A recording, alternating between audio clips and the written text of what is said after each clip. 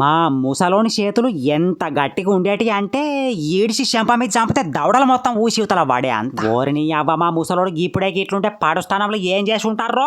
Cement బుక్కిండా, డాంబర్ల చేతులు కూర్చుండా, లేకపోతే గుడుంబ వెట్టంగా ఆపకారోలు దొరకబట్టి చేతుల మీద పొట్టు చంపిర్రా అనుకున్నా గాని మా ముసలోడు విజయవంతంగా బాకెటి దానిన తర్వాత గప్పటి నుంచి గిప్పటి దాకా కాలం గడవంగా రోజులో డెక్కంగా ఏర్పడకుండా నా శరీరం మీదకి 34 వచ్చిన తర్వాత ఇప్పుడు అర్థమైతుంది అసలు కథ ఏందో. జొన్న గట్క, మక్క గట్క, రాగి జావ, అంబలి, గోధుమలు, సజ్జలు, రకరకాల మందులేని పంటలు గట్టిగా తిని ఎదన గోడ్ల లెక్క రెంకలేసుకుంటా పోతులు లెక్క బతికేటోళ్ళు ఆ కాలపు ఆజానుభావులు. ఇక ప్రజెంట్ సంగతి చెప్పుకుంటే 100 నుంచి 90కి 80కి 70కి 60కి గట్టిగా మాట్లాడితే 30 నుంచి అడ్డమైన అనారోగ్యాలతోని సచ్చుకుంటా బతుకుతాను. కండ్లకు కనబడని దేవుడు కూడా ఇదే రాసి పెట్టిండేమో. పెరిగిన జనాభా కోసం, అధిక లాభం కోసం తప్పు అని తెలిసిన మందులు జల్లిన పంటలు మనిషికి మారనాయుధాలని తెలిసిన నిత్స ఆయుధం అయిపోయినా